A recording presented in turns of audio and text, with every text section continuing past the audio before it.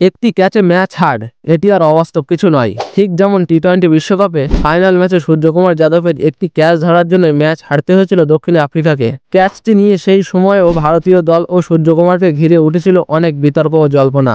আর আবারও ঠিক এমনই এক ক্যাচ ধরার ঘটনা ঘটল দক্ষিণ আফ্রিকার সঙ্গে গত রবিবার 10ই আগস্ট। কিন্তু এবার আর ভারতের সূর্যকুমার যাদব নয়, এবার ক্যাচটি ধরেছেন অস্ট্রেলিয়ার গ্লেন ম্যাক্সওয়েল। গত রবিবার দক্ষিণ আফ্রিকার বিরুদ্ধে অস্ট্রেলিয়ার 3 ম্যাচে টি-20 সিরিজ শুরু হয়েছে। আর সেই সিরিজের প্রথম টি-20 ম্যাচে অস্ট্রেলিয়ার গ্লেন ম্যাক্সওয়েলের একটি ক্যাচ নিয়ে বিশ্বজুড়ে আলোচনা হচ্ছে, রয়েছে অনেক বিতর্ক। ম্যাক্সওয়েল আইসিসির নিয়ম ভেঙেছে কিনা তা নিয়ে জল্পনা চলছে। কি সেই নিয়ম? গ্লেন ম্যাক্সওয়েল বাউন্ডারির ধারে থাকলে সবসময় অবিশ্বাস্য কিছু দেখার অপেক্ষায় থাকেন ক্রিকেট সমর্থকেরা। রবিবার দক্ষিণ আফ্রিকার বিরুদ্ধে প্রথম টি-20 ম্যাচে সেটাই দেখা গিয়েছে। এই ম্যাচে অস্ট্রেলিয়ার প্রথম ব্যাট করে 20 ওভারে তোলে 178 রান। দক্ষিণ আফ্রিকার টার্গেট 179 রান।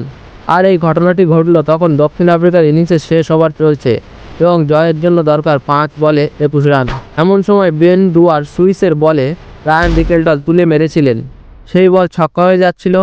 বাউন্ডারির ভিতরে থাকা ম্যাক্সওয়েল সেই বল লুপে আবার শূন্যে ছুড়ে দেন। তারপর বাউন্ডারির ভিতরে ঢুকে সেই বল তালুবন্ধ করেন। আপাত দৃষ্টিতে এই ক্যাচ দেখে সন্দেহজনক কিছু মনে হয়নি। ম্যাক্সওয়েলের হাত থেকে বল ছোড়ার সময় শূন্যে ছিলেন, ক্যাচ ধরার সময় বাউন্ডারির ওপারে চলে গিয়েছিলেন। রিপ্লেতে তা বোঝা গিয়েছে।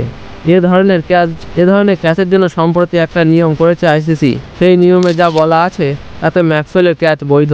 আইসিসি জানিয়েছেন, যদি কোনো খেলোয়াড় বাউন্ডারির বাইরে শূন্য থাকা অবস্থায় একবার বল স্পর্শ করেন তাহলে সেই ক্যাচ বৈধ। যদি একাধিকবার বল স্পর্শ করেন তাহলে অবৈধ। 2023 সালে অস্ট্রেলিয়ার মাইকেল নেসের বাউন্ডারির বাইরে 2 বার বল স্পর্শ করে তারপর সীমানার ভিতরে গিয়ে ক্যাচ নিয়েছিলেন। তখন ওই ক্যাচ নিয়ে হইচই হয়েছিল। এখন সেই ধরনের ক্যাচ অবৈধ, তবে ম্যাক্সওয়েলের ক্যাচ নিয়ে কোনো সমস্যা নেই।